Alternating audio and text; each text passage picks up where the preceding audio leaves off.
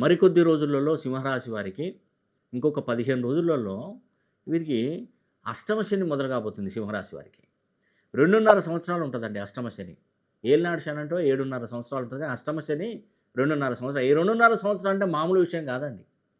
2.5 సంవత్సరాలలో మీ అభివృద్ధి మొత్తం ఆటంకాలు ఏర్పడతాయి. ఆర్థిక అభివృద్ధి తగ్గిపోతుంది.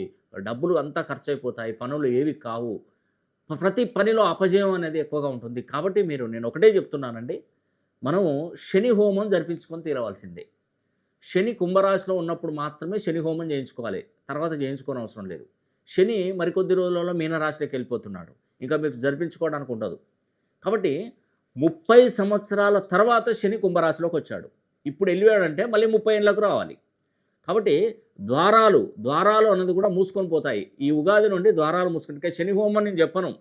ఇన్ని సంవత్సరాలు నేను 2 సంవత్సరాలు గత 2 సంవత్సరాల నుండి శని హోమం చేయించుకో అని చెప్తున్నాను.